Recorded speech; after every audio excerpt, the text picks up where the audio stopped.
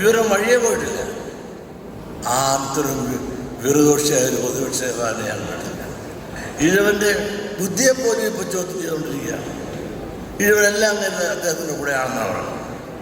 ഈഴവരെല്ലാം അദ്ദേഹത്തിൻ്റെ കൂടെയാണ്, അതുകൊണ്ടാണ് അദ്ദേഹം ജയിക്കുന്നത്. അങ്ങനെ അദ്ദേഹത്തിൻ്റെ ഈഴവൻ്റെ ബുദ്ധിയെയും ശക്തിയെയും പോലും ചോദ്യം ചെയ്യുന്നു. മാത്രമല്ല, ഒരു പ്രതിപക്ഷ നേതാവെന്നതിൽ ഒരു മുഖ്യമന്ത്രിയോട് വെറുതെ പറയുന്ന വർത്തമാനങ്ങൾ കേട്ടിട്ടില്ല. കായ് ചൂണ്ടിക്കൊണ്ട് പ്രായത്തിൽ തന്നെ എന്തുമാത്രം വ്യത്യാസം. ഞാൻ ഈ പ്രായത്തിൽ ഒരുപാട് പ്രതിപക്ഷ നേതാക്കന്മാരാണ്. ഇവരൊന്നും ഇങ്ങനെയല്ല. ഒരു പ്രതിപക്ഷ ബഹുമാനത്തോടുകൂടി ആക്രമിക്കുക. ഇത് താനെന്ന ഭാവം, അടുത്ത മുഖ്യമന്ത്രിയാകണമെന്നുള്ള ഭാവം.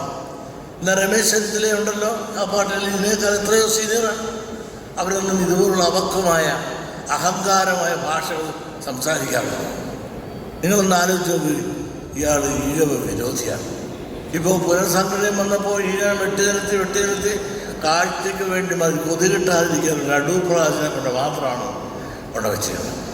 കോൺഗ്രസിനകത്ത് എവിടെ ഇരിക്കുന്നത് ഈഴവൻ? ആശങ്കയ്ക്ക് ശേഷം ഇവരെല്ലാം കർഷകമായി വെട്ടിനിരത്തി ഈഴവനെ ഇല്ലാതാക്കിയില്ലേ കോൺഗ്രസിനകത്ത്? വേണ്ട. KPCC പ്രസിഡന്റ് സുധാകരൻ കരുത്തിന് ശക്തമായില്ലേ? അദ്ദേഹത്തിന് അടിച്ചൊതുക്കിയില്ലേ? എന്നും പിണറായിയെ ആക്രമിക്കുക എന്നുള്ളത് ഈ പ്രതിപക്ഷ നേതാവിൻ്റെ തൊഴിലല്ലേ? വെള്ളാമ്പഴം കണ്ടിട്ട് എന്നും തോണ്ടുക അല്ലെ മാന്തുക എന്നുള്ള ഈ പ്രതിപക്ഷ നേതാവിൻ്റെ ഒരു ശൈലിയല്ലേ?